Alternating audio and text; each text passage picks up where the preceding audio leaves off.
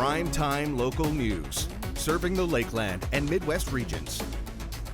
Happy Monday, everybody, and welcome to another edition of Primetime Local News. Jasmine King joined here with Abby St. John today, and we're going to be having all your local news, sports, and weather. And also our question of the day today is, what is some of your best advice to get rid of the Monday blues? I think you just got to find a specific routine and I think stick with it. So whether it be wake up, make the coffee, shower, whatever, if you do that, then I think that could definitely help shed some of it. Well, that is definitely one plan, and we'll have more of your guys' comments later on in the show. But now we're going to go to Josh Ryan, who is live on location today. After months of preparation, the Lakeland College Rustlers basketball and volleyball seasons have officially begun. The exhibition season, that is. We're here at the Lakeland College Gymnasium as they begin their last week of training before their first exhibition games, the men's volleyball team. They're going off to Edmonton to take on teams from both the ACAC and U Sports, including U of A, U of C, and more. And that'll begin a very busy exhibition season before they start the regular season in mid to late October. A lot of promise with this veteran Rustlers squad, but a lot of questions as to some of the starters who will be on the team. Definitely a tight competition. We'll get to talk to some of those players over the next hour, but first, let's head back into studio and find out what's going on in your local news. A few months ago, one Lloydminster man came up with an idea on how to get a step ahead of mental illness. The idea was walking from Saskatoon to Lloydminster. When he first came up with the idea, he wasn't sure how much success he would have. I just don't want people to feel uncomfortable talking about it and being shy that they can't come to the highway. Like even if you don't want to walk, like you don't have to walk the full 279 kilometers. If you want to walk just 1 kilometer, or you want to stand on the side of the road and just show your support, that's exactly what we want. That was Paul LaBerge 3 months ago when it was announced that he would be doing a walk from Saskatoon to Lloydminster. He wasn't sure how much success the walk would have at the time. The walk ended August 31st, where it had a lot of supporters. The first three to 4 days, we were between 8 to 10 people. The last day we had a really good turnout. We had probably close to 30 to 40 people. So yeah, it went really well. I thought it went better than I thought it would. The walk raised funds for Project Sunrise, and one of the days they even reached $700 in cash donations alone. Approximately around 17,000 last time I checked. People are still donating through the Lloydminster Regional Health Foundation. But the last time I checked, the day we crossed the finish, I know it was 17,000. On the walk, Paul says he got to act as a counselor to those who walked alongside him as they shared similar stories about their own struggles with mental health illnesses. Just after one walk, I've inspired some people, and the thing is that it's not only that they come up to go, wow, you inspire me, but they inspire me because they share the story, and that's what I wanted. And just from that, there's still a lot of people you can tell that they're not quite ready to come out. And I'm planning on doing this walk until physically I can't walk anymore. Paul is planning to do the same walk again next year and hopefully have even more people join him. Jasmine King, Primetime Local News. In the new year, Lloyd residents will see increased penalties if they are late on their property taxes. Council approved a new bylaw that will set the due date for taxes and penalties for those left unpaid. The first update to the bylaw since 2012 is meant to promote timely payments and reduce the frequency of monthly tax penalties. It does incentivize early payment. We're doing a lot of things policy-wise and bylaw-wise within the city to clean up some things that are there. This is another one of those things. Councillor Buckingham says this won't affect the majority of residents in the city. If you're paying your taxes on time, if you're on the PAD program, this doesn't affect you at all. The other thing is that it will incentivize that early payment. So, but it's a very small portion of our community that this would actually affect at all. The changes align with other municipalities in Saskatchewan and Alberta. And City Councillor Ken Baker has been selected to receive the Alberta Urban Municipalities Association Distinguished Service Award, which recognizes officials who have served 20 years or more. Councillor Baker originally served on City Council from 1994 to 2000 before a 9-year run as mayor. He has remained on council since his re-election in 2014, never losing passion for his community.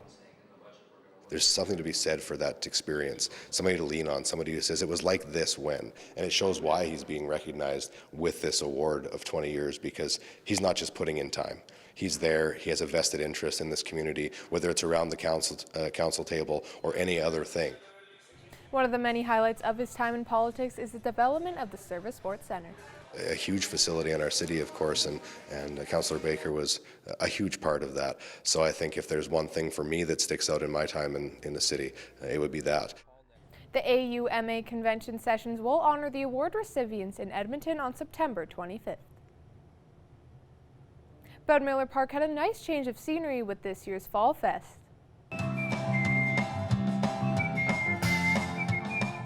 The park was filled with bouncy castles, a maze, and a petting zoo. This festival does have something for everyone, even axe throwing. Entry and entertainment was free, so the only thing you had to worry about was a bite to eat. With so many activities at the festival, it's just better to ask someone else what they liked the most. Fun things for the children looks to be the best part so far. We haven't tried any food yet, but I'm sure that might be number one by the time we're done. It's kind of all of it, I guess. The kids really like the petting zoo. But. My second favorite ride is the one that I just went on, and it's that one right there. Yeah, is it a race or what is that? Yeah, it's kind of like a race, but it's like where you race and it pulls you back. Continuing with the excitement at Bud Miller Park, they also hosted the Terry Fox Run. It's a great opportunity to support a great organization. The annual Terry Fox Run has been going on for 38 years now. With the city of Lloydminster, it's no different. Every year more participants sign up, and one of the big reasons the run ran so smoothly was the volunteers being familiar with the whole setup. We've got a great group of volunteers that have been doing this for a few years now, so they kind of know how everything flows and where our route is, and I think we just had a fantastic turnout this year, so I'm really happy. This year was also the first year that runners could register online. The run is for everyone, and organizers love to see a big turnout from families. But also to get as many families out as we had this year, because I feel like we had more families that came out this year to walk it together. I also saw a lot of kids that were on bikes and their parents were running and the kids were biking, and it's all to help really support the families in this city and to bring them together to spend some time together and to help keep the memory of Terry Fox alive. This year, Lloydminster has managed to raise $7,200 with over 100 participants to the Terry Fox Foundation. Now we go to our Josh Ryan, who is on location. Back at the Lakeland College Gymnasium, and I'm joined by fourth-year right side / left side Cole Sutherland. You guys are gearing up for your first exhibition tournament of the year out in Edmonton, and you'll get to see a lot of different lineups against a variety of teams. Yeah, we're looking forward to this weekend. We're playing a couple of CIS teams, Canadian Masters. We're also going to see some other people in our conference, so it'll be a good test, see which lineups gel the best. And as we've kind of talked about going into this season, it's a very different lineup from last year in a lot of ways, though the core is still there. How much is that going to be important going in this year, that the continuity is still there in terms of the leadership? It's going to be big. We got 5 fourth years on the court, most likely, and we got a lot of new first years coming in, so it's going to be a lot of teaching, a lot of leading, but it's going to be a good core, and hopefully the future of Lakeland is looking bright. And on the plus side, also, you're seeing outside that here on the court that these youngsters are showing up pretty well in these scrimmages. Yeah, we got a good recruiting class this year. They're strong, they're hungry, and they really want to jet for that starting spot. And what are you guys most focused on as you head into exhibition games in terms of, is it a technical thing or just gelling? Probably mostly just gelling, getting the defense where we want to be. We're not a very large physical team, so we rely on defense a lot, and yeah, just showing the rookies the ropes and letting them know what we're all about here. I'll let you get back to practice. Now we'll have more from the Lakeland College Gymnasium, but first, a look at your weather. Thanks, Josh. Well, taking a look at current temperatures for Lloydminster, we're sitting at 22 degrees with mostly sunny skies with a little cloud coverage throughout the day. So it was a nice, pretty warm day, a nice sunny day today. The wind coming in from the north-northwest at 13 kilometers per hour. Our records for this time of for today, back in 2009, the record high was 29 degrees, while the record low back in 1992 was -4. So it's a good thing we are still not below zero for right now. Looking at more current temperatures across the region, 28 in North Battleford, 29 in Saskatoon, 31 in Melfort and Prince Albert, 25 in Meadow Lake. On the Alberta side, 21 in Cold Lake, 16 in Athabasca, 15 in Whitecourt, Edson and Rocky Mountain House, 17 in Red Deer, 18 in Edmonton, 14 in Jasper. Taking a look, a more in-depth look in Cold Lake. Overnight, they'll see a little bit of cloud coverage with a low of 11, and then tomorrow there's a chance that they could see some showers with a high of 16 throughout the day. In North Battleford, overnight they're looking at a little bit of cloud coverage with a low of 13, and tomorrow a high of 22 throughout the day, but they could also possibly see some showers, and that wind will pick up from 11 to 15 kilometers per hour. Here in Lloydminster, overnight we're sitting at a low of 10 with mostly cloudy skies, and then tomorrow it will be a mix of sun and cloud with a chance of some rain at a high of 18. For the next 3 days, there's a 62% chance it will rain tomorrow with a high of 18 and a low of 10. And then on Wednesday, we may not see some rain, but it'll be a mix of sun and cloud with a high of 17 and a low of 6. On Thursday again, but it will be mostly cloudy skies, and that wind will die down significantly to just 7 kilometers per hour coming in from the south with a high of 16 and a low of 6. We are right around our averages for this time of year, with the average high being 16 and the average low being 4. But as a look at your 3-day forecast, we'll have your 7-day forecast later on in the cast.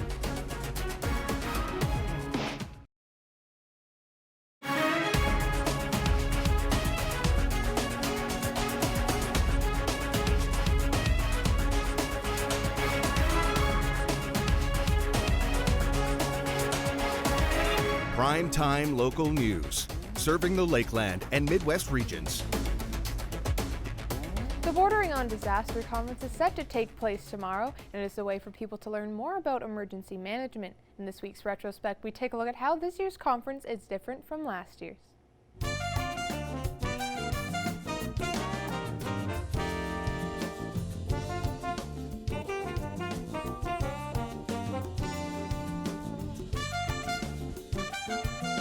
We're truly excited and honored that all of these professionals came to spend the day with us to learn and share experiences together. And what kinds of things are we hoping that all the participants get out of the conference? I think what we're hoping is that it's just a knowledge sharing. We all go through different experiences as we move through our emergency planning and emergency management careers. This is about bringing it all together, sharing the things that worked, the things that didn't, and helping each other be better. Flash forward to today, and the conference has added a mental health component centered around trauma. We brought in the speaker from La Loche, the school administrator, as well as the city manager from Humboldt to discuss what were these traumas and how did it impact their communities or the school division, and give us some lessons learned. This conference is very significant because it's a chance for people to come together and learn from one another. It's amazing, and it's crucial to continuing to build on the industry and building resiliency within whether it's a municipality, a rural municipality, healthcare, school administrator. It can be applied throughout everywhere. So it's excellent that these many great professionals get to learn off each other. Those who attend the conference will get the chance to learn all about emergency management. Whether it's from preparedness, response, or the healing and remobilization afterwards, you're going to learn every part of emergency management. The conference will be taking place tomorrow at the Lloyd X. And that's it for this week's retrospect.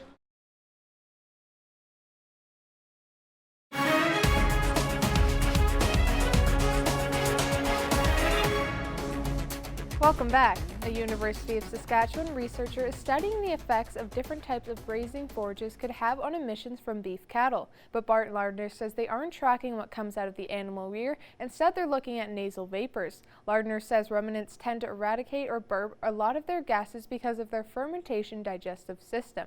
Second-year master's student Tess Mills say they can collect daily samples by slipping a yoke around an animal's neck, which positions a device above the nose and then vacuums up methane and carbon dioxide.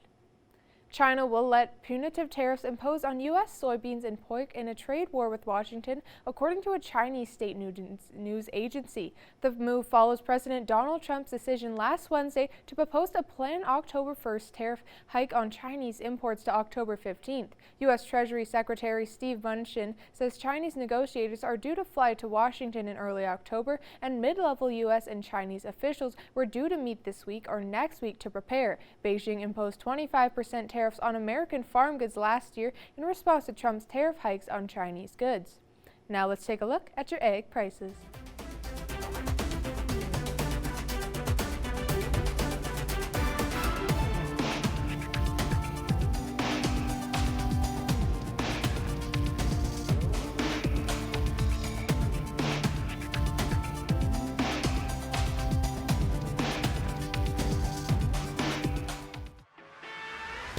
We're a part of less than 5% of Canadian auto body shops and Lloydminster's only locations with certified collision care recognition at City Centre Auto Body. This past weekend, Lloydminster Schools hosted a junior high volleyball tournament. Our Evan Kenny has more.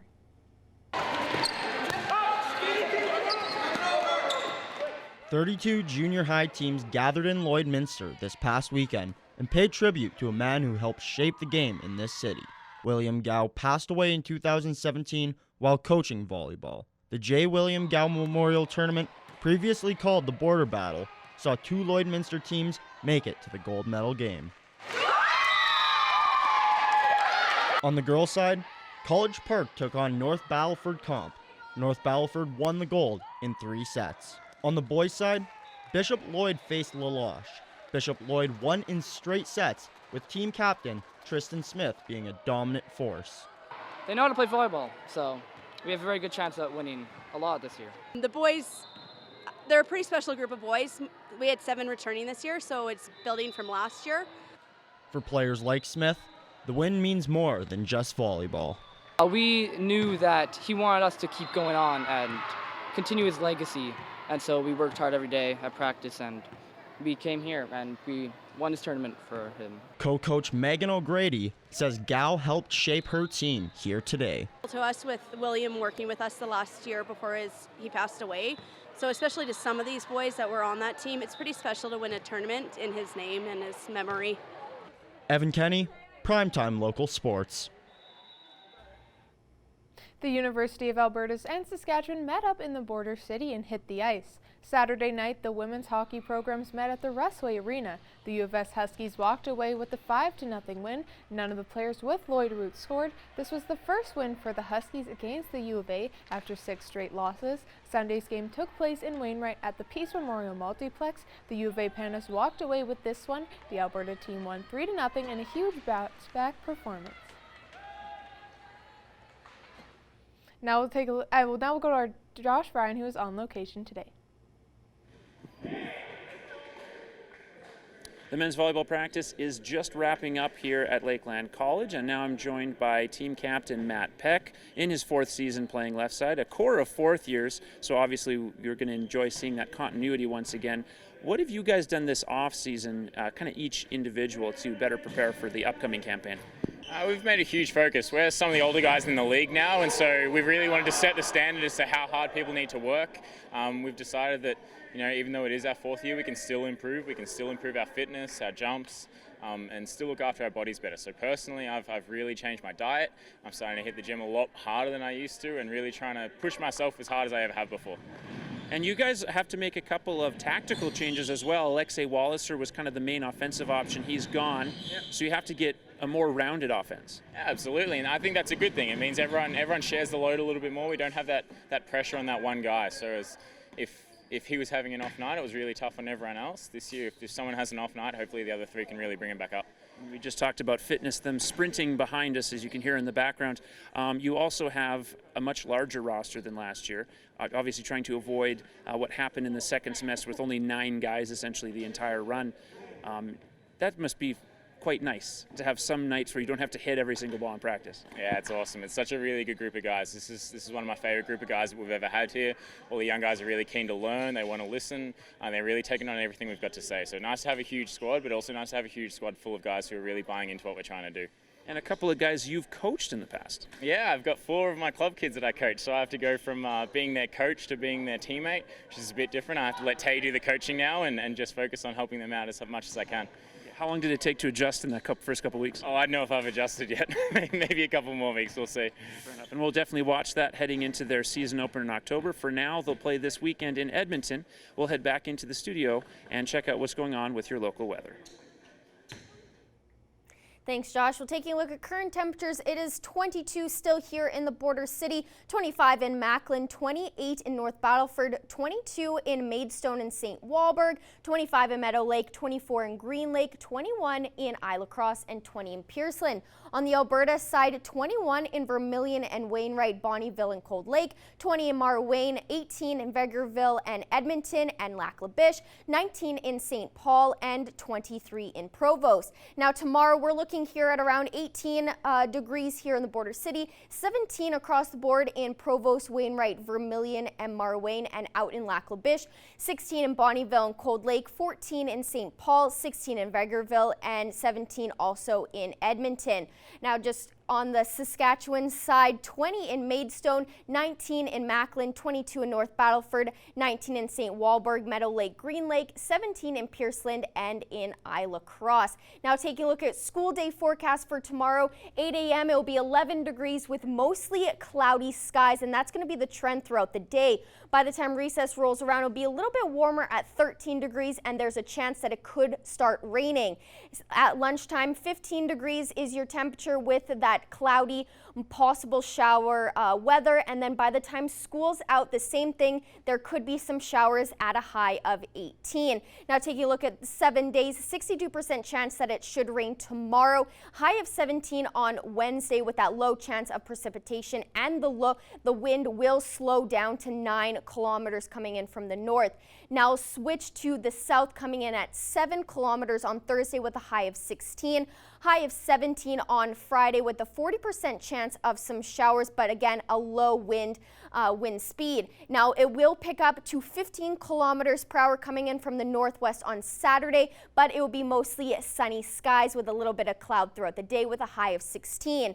A high of 18 on Sunday with 11 kilometer wind, and then it'll pick back up at 15 on Monday with a high of 17. That's a look at your 7-day forecast. We'll have more news coming up after the break.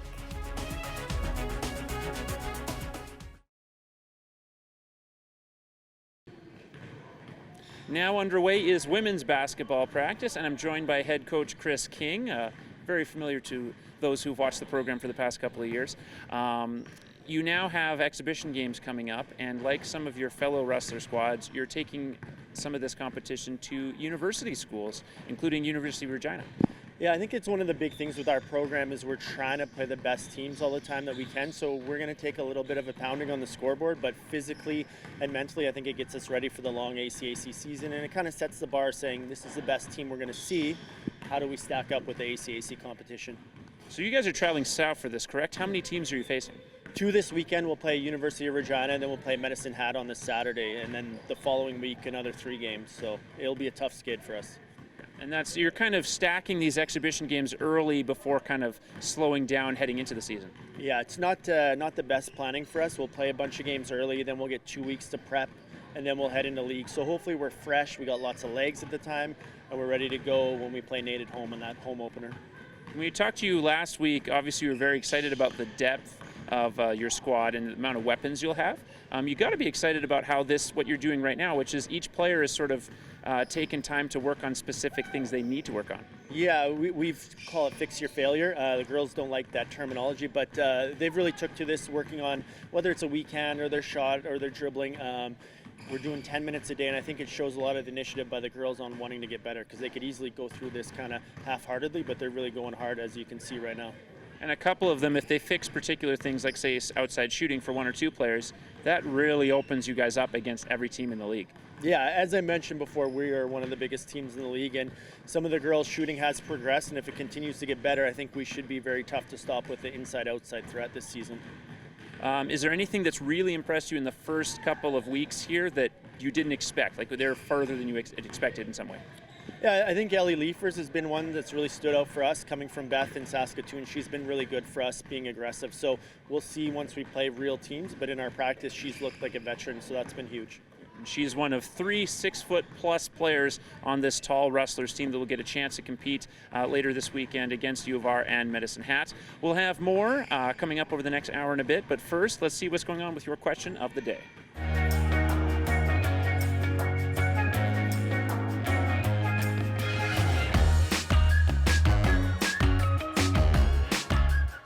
Thanks, Josh. Now, our question of the day today is, what is something you do to avoid the Monday blues? And one person said, have a cup of coffee and be grateful for another day. Always puts a smile on my face. Someone said just to basically skip Monday and sleep from Sunday to Tuesday. And then one person said that they've never experienced the Monday blues. So what are some coping mechanisms, I guess, if you would call it, that you have?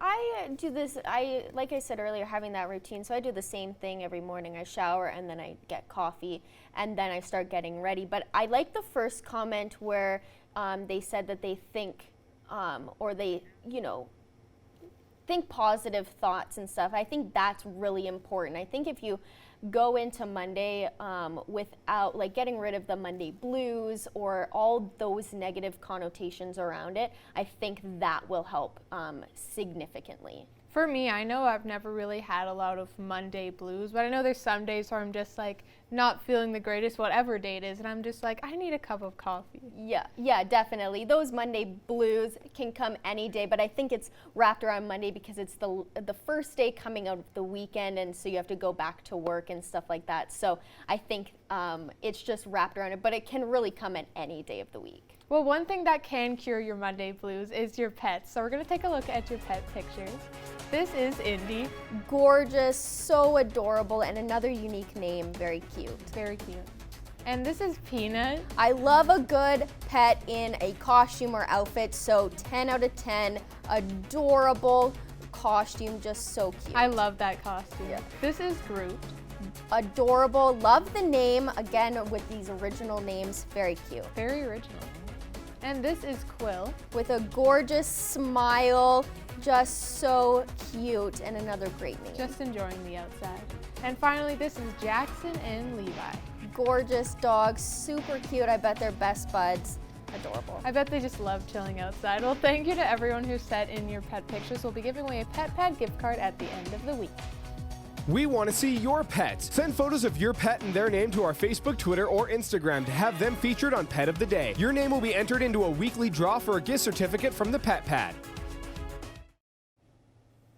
In studio with me, Evan Kenny. This is the first time we've been in the same room doing media content, it feels like. So this is exciting stuff going forward with our weekly look at sports.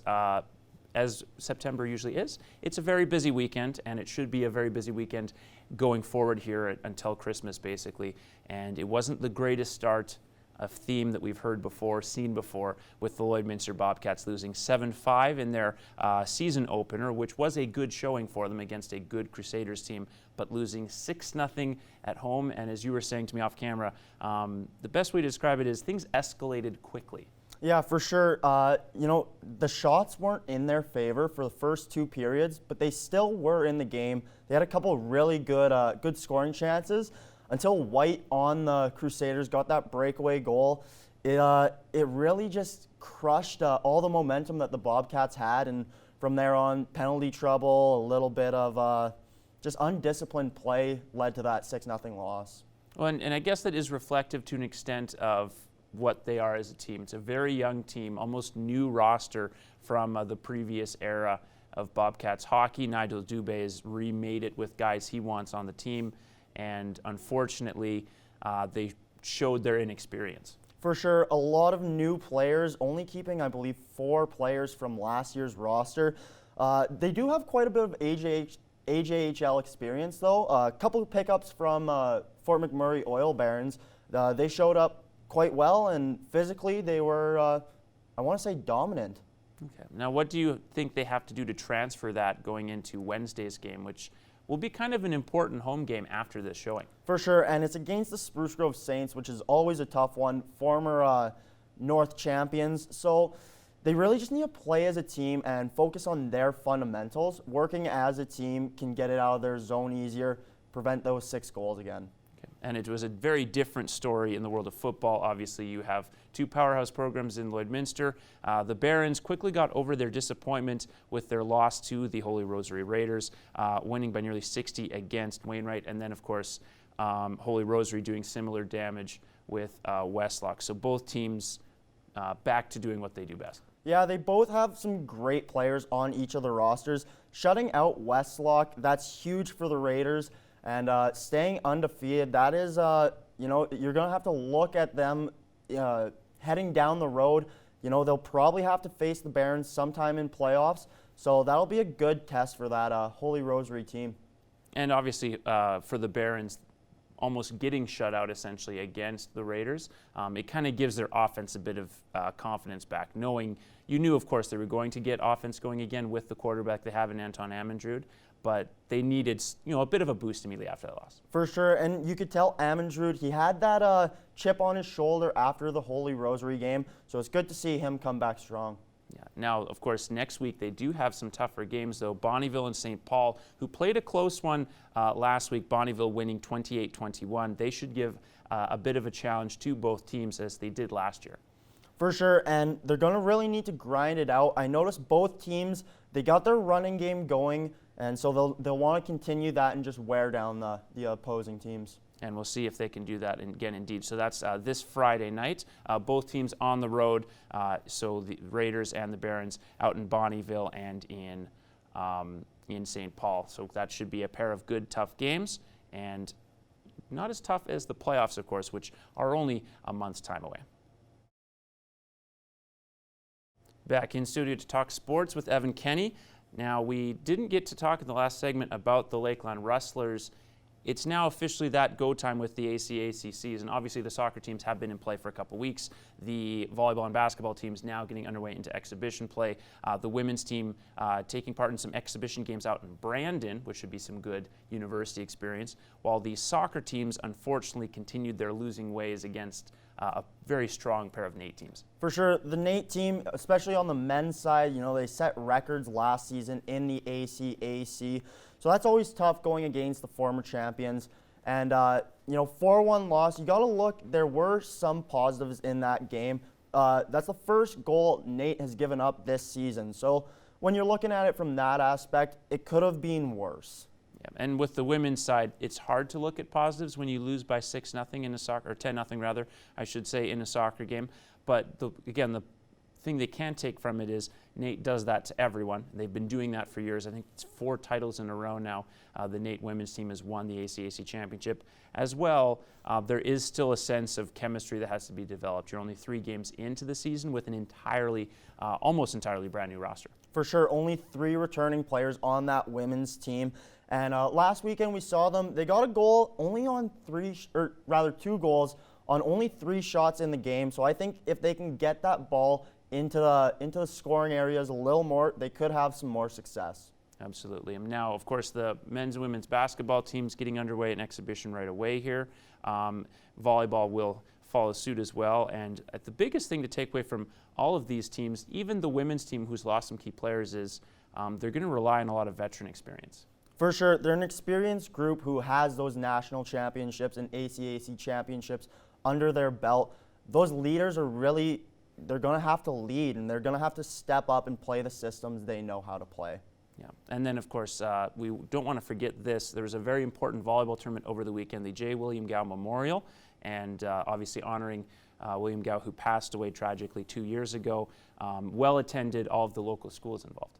For sure, and there were a couple Lloyd teams who were really successful in that Tier 1 category, with one of the boys' teams actually winning, claiming gold. That was a team that William Gow actually had a huge impact on, so some of the boys he formerly coached. So I could tell it was a really heartfelt win for that team. Yeah, and it shows you just how important his impact was on volleyball in the region, and also just how much it's grown since. Other people, of course, the Dyers out of Lakeland College have played a role in sort of growing the game, and it's now gotten to the point where you have a beach program.